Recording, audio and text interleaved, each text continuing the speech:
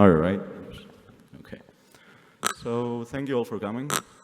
Today we're going to talk about the Reth project, and in particular what I've been calling the Reth SDK, which is a toolkit for building high-performance crypto infrastructure.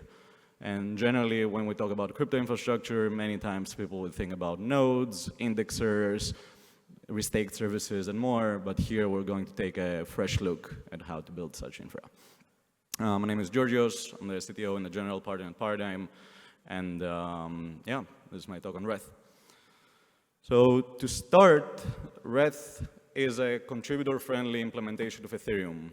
What does this mean? Well, let's unpack the words. Firstly, it's for Ethereum, first and foremost, which means that it implements the Ethereum protocol as specified in the Ethereum yellow paper and as is implemented by other clients in Ethereum, such as Geth, Nethermind, Ergon, Besu, and the list goes on. It's an implementation that is open source, which you see here, a screenshot from GitHub, which is really oriented towards contributor friendliness. What does this mean? It means that we have a lot of people contributing like on a regular basis, and we approach the project very intentionally as such from the start. And right now, Reth, in only like 2 years, has amassed 350-ish contributors, and we hope to get it to be way higher, because it's important we can de-risk protocol development and node development versus having it being developed by 5, 10, 20 people. Why we made Reth contributor friendly is that it has 4 explicit reasons. Firstly, it's important we give the project life, create community.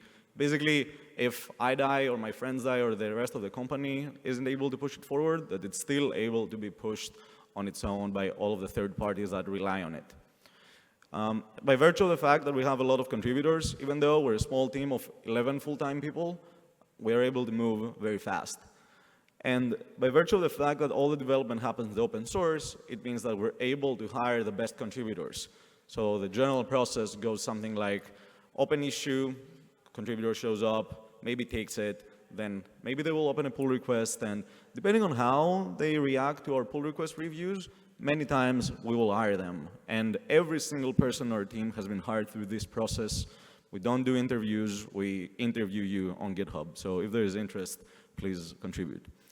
And I think this is a very old Linux quote around open source, where basically we don't believe in security through obscurity. We believe in every bug is shallow in the eyes of 1,000 eyes, and we hope to aspire to that standard. Now, we started Reth in 2022 with a blog post on the left where we introduced the project and all of its goals about building a new Ethereum client, and we released it earlier in 2023. And that was probably one of the biggest feats in our engineering careers as a team, where we stood up a new 100,000-ish lines of code base in about 9 months. We learned everything about Ethereum from scratch, and we're very proud of it. In 2024, this year, we announced the 1.0 release of Reth. In practice, this means that Reth is now stable and recommended for production usage.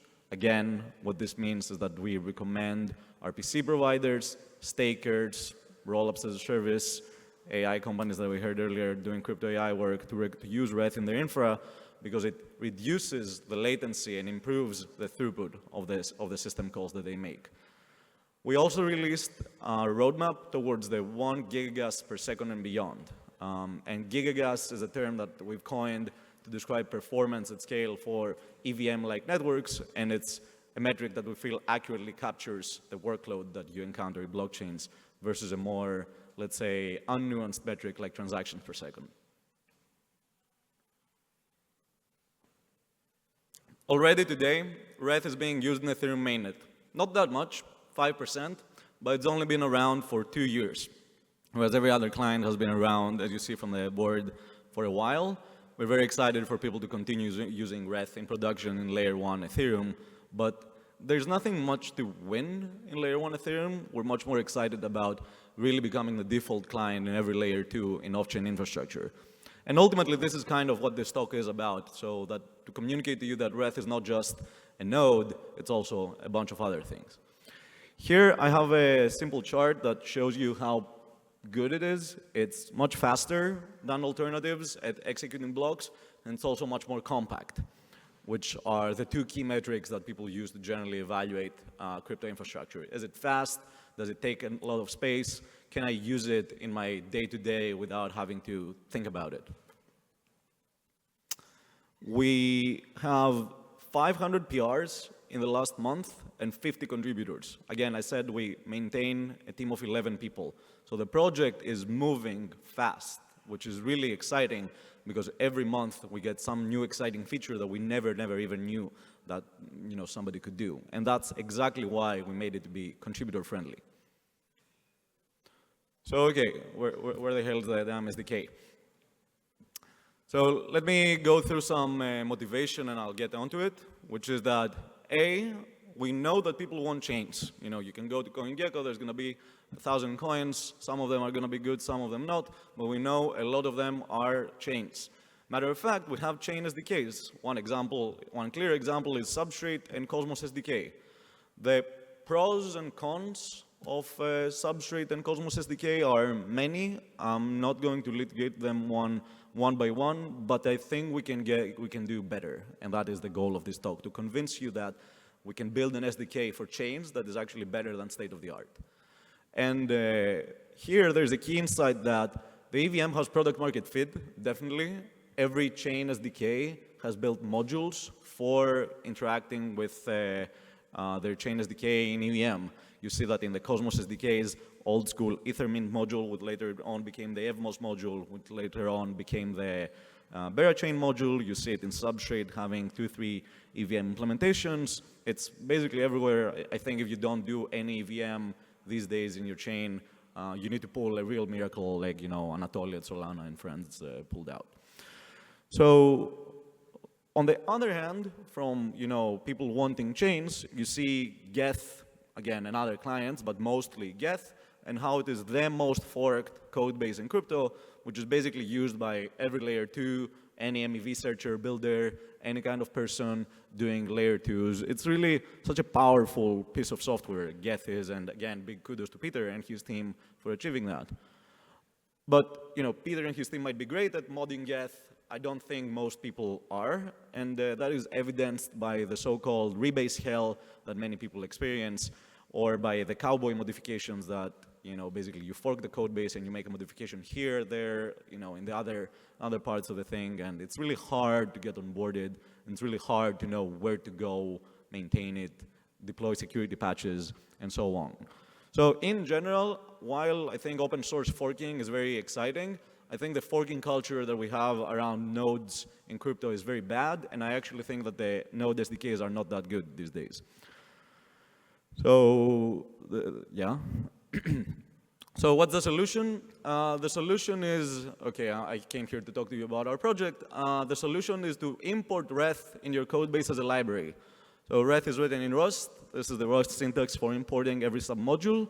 And on the right, you see some of the use cases that we're very excited for people to build on Reth. And you see alternative L1s, L2s, oracles, bridges, a bunch of other things. And I hope to get to some in this talk. And just to give you a sense of what the stack that we're working with is, like what makes a node. A node is built up of multiple components. Starting from the bottom, you have the state database, which contains all the information required to execute a block. You have the history archive, which is all the historical state diffs, because many times blockchains need to execute past blocks to do a simulation. For example, when you're reindexing the whole history and you want to generate traces, which is a common data operation in Ethereum. It also contains the history, like transactions, receipts, and other work that you do in your day-to-day. Every block explorer queries basically a very elaborate version of the history archive. On top of that, you have the chain types, and you might think that this is like a very low-level thing to hear in a talk, but it's actually really important to do that right. And we, again, put a lot of effort in getting this right with the Alloy project, which is a core dependency of Reth. On top of that, you have the state commitment. So a blockchain, if you really think about it, is a vanilla database with an additional component called the state commitment. In Ethereum, it's the Merkle-Patricia trie. In Solana, it's a hash onion of state diffs. in Ethereum, maybe in the future it's a different data structure. Every chain generally has to make some decision around its state commitment because it gives it the ability to reason about its state without having to sync the entire chain. So it's really important that the Node SDK gets the state commitment abstraction really right. On top of that, you have the execution. Execution traditionally refers to the EVM or to your native runtime or to something else. Execution obviously is the most important thing here because if you can't execute, there's no TPS or gas per second and you don't have a chain. So you need to pay a lot of attention to your execution. But then these are, again, very low-level building blocks, and we're building a database system. So what does a database system have? It has a backfill option and a live sync, a front fill option. So again, the Reth SDK gives you abstractions for configuring your backfill logic, and specifically, it implements the thing that we call the stage sync, which means that it imports all the headers of a chain, then it resolves them to transactions, then it executes everything, then it generates the state commitment, and then it proceeds only to generate additional indices to make your queries faster. And again, the thing that I want to really clearly communicate here is we're building a database. And we can leverage a lot of collective knowledge of the world around how to build a database. Anyone that tells you that you're not building a database is lying to you and is trying to sell you something. On top of it, you have the payload builder and execution extensions. Notably, everything so far is local, including the payload builder and the execution extensions. The payload builder refers to generally what you see in the MEV landscape, where you generate a block out of like some transactions that are in your mempool. And the execution extensions are post-execution hooks, which I'll talk about in a second. And on top of the node, you have the RPC, the P2P layer, and the TX pool, which are ways that the node interacts with the rest of the world. So you see that there's a lot of meat here, and I'm not going to have a lot of time to get into everything, but this gives you a zoomed-out overview of, okay, there's like a lot of stuff that you need to get right to make a good node SDK. And we hope that with the Reth SDK, you can do that in less than a day, so we do most of the work for you. So just to give you an example, we want to add extra database tables, conform to a KV store, we can do that. You want new, there's this EIP in Ethereum, which is called 2718, which is used for doing new functionality. Many projects use that today in their Ethereum forks to offer custom functionality, for example, for coprocessors. In the state commitment world, you have the Ethereum Merkle Patricia trie, but you also have in the Polygon world, for example, the binary tree. Many people are starting to do mixed VM projects in the execution layer, so you can have an EVM that interoperates with a WASM VM, or an EVM that interoperates with a RISC VM. There's a lot of room to play with, and the list goes on. So this might be hard to read, but I will try to walk people through it. And okay, this moves. Great. So generally, the low-level SDK starts always from the database, because we're building a database. And every chain that we see doesn't get this right. This is the thing that you have to do the best in your chain. You have to have idiot-proof APIs for accessing the chain very quickly without going through the RPC. Because we believe in sharing memory, because that's the key in high performance, and we believe also in great abstractions. So here you see a nice example where you define a chain, and you give it some arguments. You open a transaction. This is like a standard ACID transaction that you see in databases, which means that once you open it, anything that happens in it is always consistent, and you can have your head clean around, is something going to change under my hands? No, it's not. And on the right, you see how easy it is to make a quick query to the database to receive back the account, the storage, and the code relating to a smart contract. Now, this might seem to you very low level. Every serious person who does DeFi trading uses this stuff because they lose money otherwise. So this is a very important slide. Now, going slightly deeper, the API has some higher level degree things. So here we will see how in about 25 lines-ish, we can let you deploy a new OP stack chain. So again, you might think, oh, this is too low level, Georgios, but people go and raise money on this. So this is also very important. Because what do we have here? We have use Reth node optimism, and it imports the rollup args, it imports some information about optimism, and then it does some things here, but you see it's quite small. So there's something interesting going on here. Again, we don't have enough time to go fully in depth into this, so I'm trying to give you an overview of this is like really powerful stuff. You can build trivially an OP stack compatible chain in 25 lines of code. Now the list goes on. You can add custom RPCs. Many people that build nodes want to do this classic thing of adding an extra RPC method to their node. And this is generally something that should be really damn easy, and for some reason really damn hard. So we made it really damn easy here. So here again, in 30 lines on the left panel and maybe another 20, we define a method on the transaction pool of the node where we allow you to extend the node by accessing the transaction pool and doing additional things. Now, this is a simple example. In the code base, we have a bunch more examples which demonstrate how you can hook in the node's internals and go really, really fast while also exposing new APIs. And the most important thing is that this does not require additional infra. You're still running your node as is. Now, one thing I'm very excited about, we call it execution extensions, which we co-developed with Init4, which is an R&D lab. Execution extensions are, simply speaking, post-execution hooks. And on the right, you see how I have a Rust trait definition, that it's just a future. A future is just a thing that gets pulled in a loop, in this case, and it proceeds to do something, anything. We don't care, really. In our case, the API that we exposed on the node, so previous you saw how you can do let handle equals node builder dot node dot extend blah blah blah blah, and then you do dot launch. And before you saw how you do builder dot node optimism dot extend dot launch. Here you actually do again dot node, but then you do something called install execs, and this says that on block proceed to do something extra. And you might think, okay, what is this guy talking about? Well, turns out that a lot of things can be modeled as execution extensions. And execution extensions is basically ETL for Ethereum nodes. And ETL, in case you're not familiar, means extract, transform, load. It's a very standard pattern in the cloud, which means that we can have a very thick stream of data that leaves the node and proceeds to power all of our off-chain services. And for God's sake, after this slide, I don't want anyone to ever complain about building an indexer, because this makes building indexers very easy. But it's not just the indexers. It's way more. You can build rollups. You can build MEV infrastructure. You can build restaked services. You can actually build a lot of things. And we have a bunch of examples here. So we have a rollup example. We have an indexer example. We have some state. We have a peer-to-peer execs example where you can peer a bunch of nodes together and do additional infrastructure work. A lot of things that people will try to sell you for very expensive, the Reth SDK lets you do for very cheap. And that's really important, because our view is that all of this stuff should basically be free, and so that we can get crypto to its next phase versus, you know, fighting for pennies.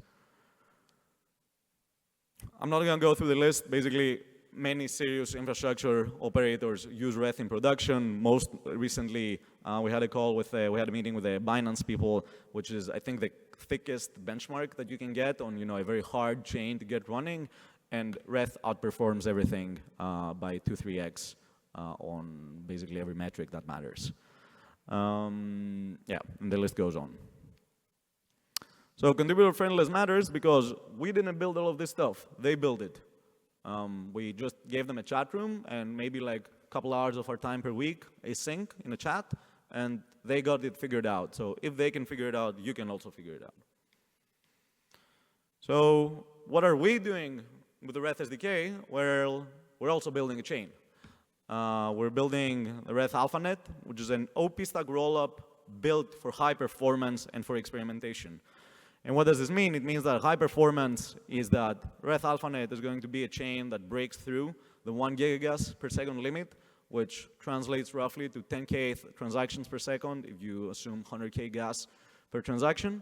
And it's also going to enable experimentation. So if you're a researcher, if you want to deploy crazy things, we're here to deploy them with you. Whether it is custom precompiles, whether it is custom opcodes, whether it is rollups, L3s, L4s, L5s, you know, you name it. We have built our entire stack such that we can support developers. And we know how to do that well because we've been building Rust infrastructure for 5-ish years, starting with Ethers RS, then with the Foundry project that every smart contract developer uses, then with Alloy, and now with Reth. So we're very, very excited about this because it's going to be our own dog-fooding feedback loop that lets us make sure that the SDK is really good. And in hindsight, probably the mistake that many people did is that they didn't build their own chain while doing this. Of note, this is a testnet rollup. We're not launching it on mainnet. Maybe we will at some point, but right now our focus is really polishing it and making sure it's really good. So get in touch if you're interested in contributing. And again, want to drive the core point home that you can build a lot of things on the Reth SDK. It's really powerful. It's kind of shocking how fast you can iterate. We don't believe it ourselves. And I know I've received the same feedback from many, so please reach out after the talk if you're interested in talking more about it. Thank you.